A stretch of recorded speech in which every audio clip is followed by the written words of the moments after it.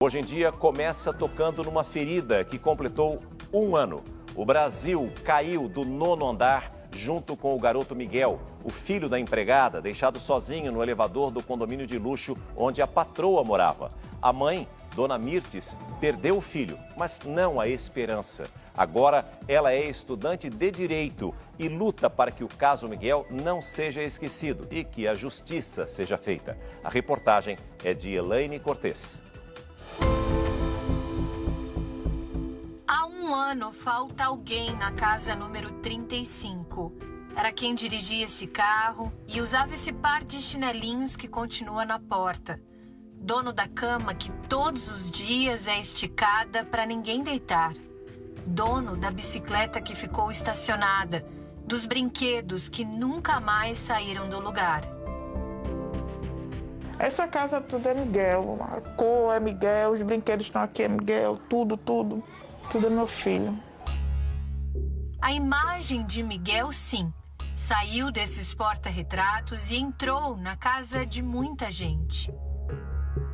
O Brasil inteiro teve que encarar os olhos da criança de apenas 5 anos, que caiu do 9º andar de um prédio, porque teve a entrada no elevador liberada pela patroa da mãe, uma empregada doméstica.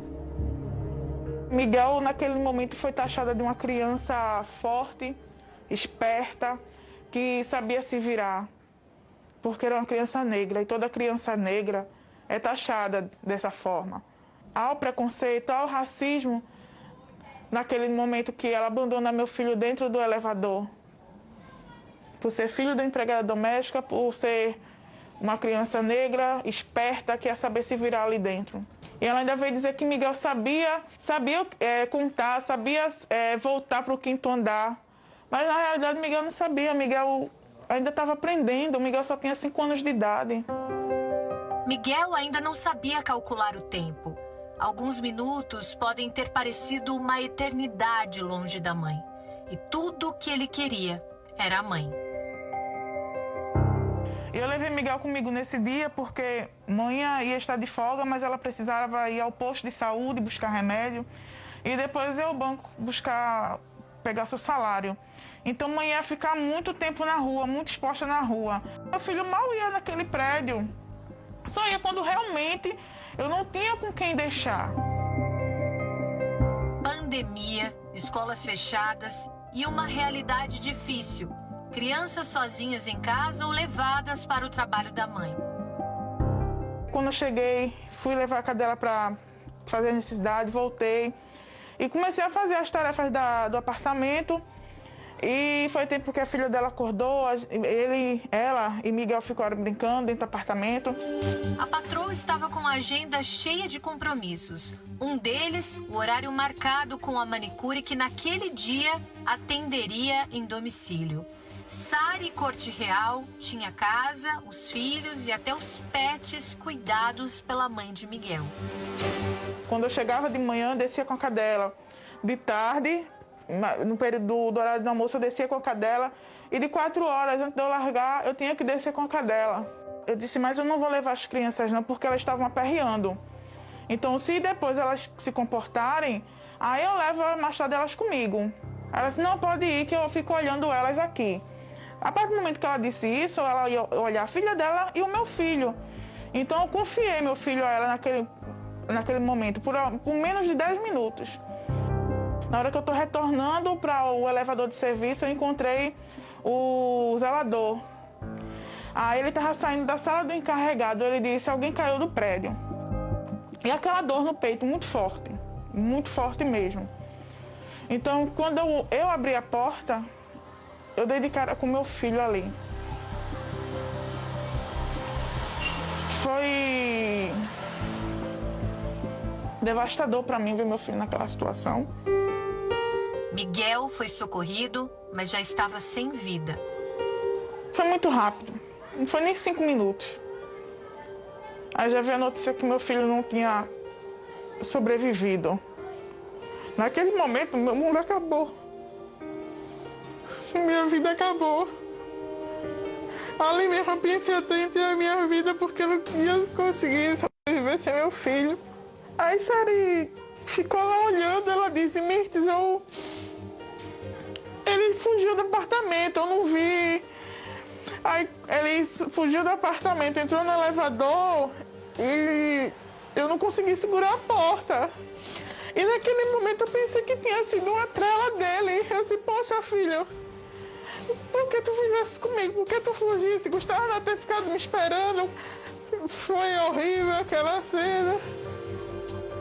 Naquele momento, Mirtes ainda não sabia que a ex-patroa tinha aberto a porta do elevador, apertado o botão e deixado o menino ir até a cobertura. Quando as imagens chegaram à delegacia, ninguém teve condições de revelar para a mãe que, ao contrário do que ela pensava, Miguel não havia escapado. Onde a escrivã saiu de dentro da sala chorando, correndo. E aquilo ali me assustou. Eu não tive coragem de assistir, eu não tive condições de assistir. Eu perguntei, meu filho caiu de qual andar? Ele disse, do 9º. E naquele momento eu só fiquei imaginando a agonia que meu filho ficou quando estava caindo daquele prédio. Mas ela pegou e disse a mim, Mirtes, eu só disse a Miguel, vai que depois tua mãe te encontra.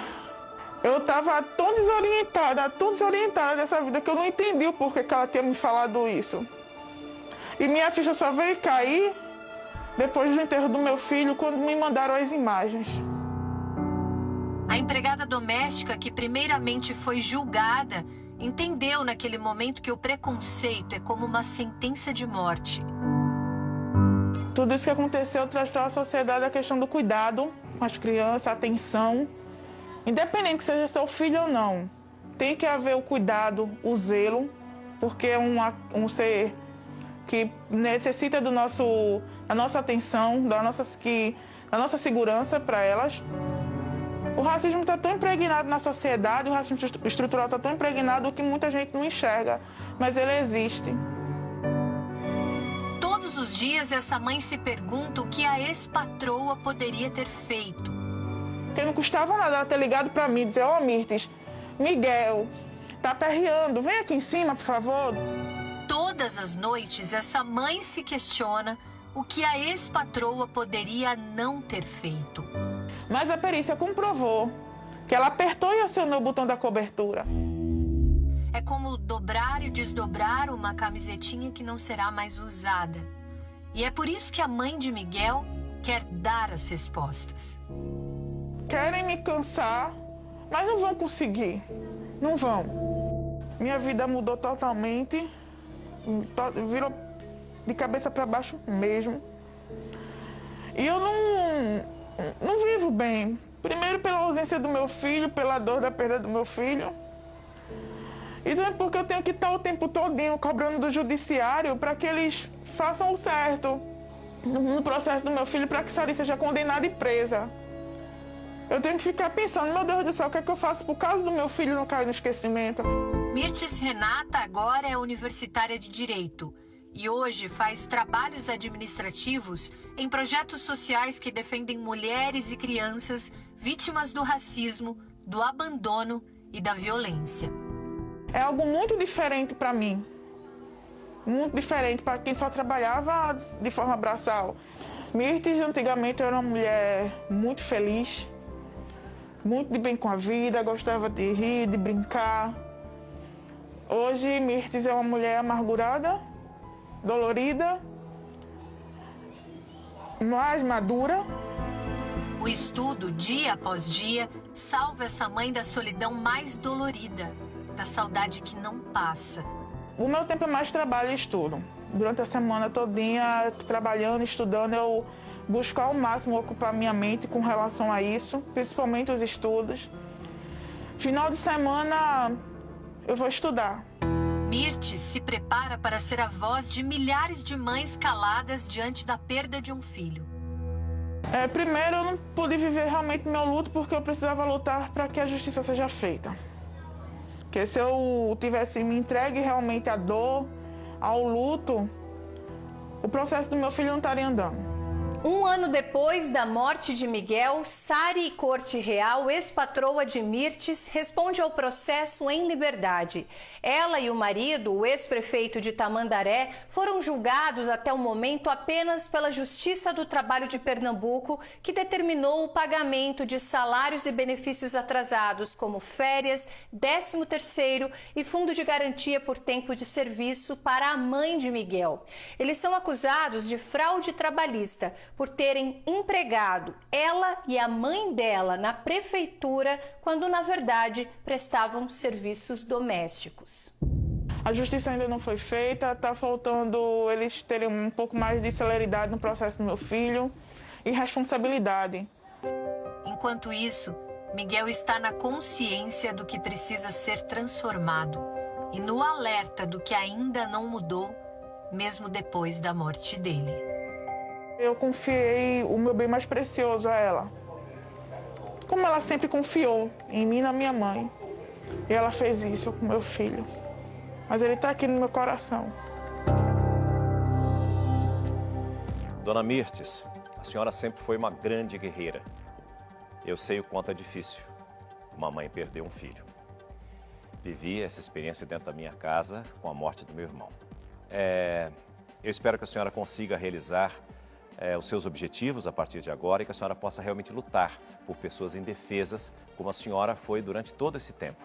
Mas a partir de agora eu tenho certeza que nasce uma nova Mirtes com novos objetivos e com o intuito de ajudar a muita gente e que a justiça seja feita. Em nota, a defesa de Sari Corte Real diz que é perfeitamente compreensível a indignação dessa mãe em luto. O tempo na justiça, entretanto, além de prejudicado pela pandemia, obedece a uma lista de prioridades estabelecidas em lei. Passado um ano da tragédia, a ex-patroa Sari Corte Real e sua família reafirmam seus sentimentos e o profundo lamento por essa perda irreparável.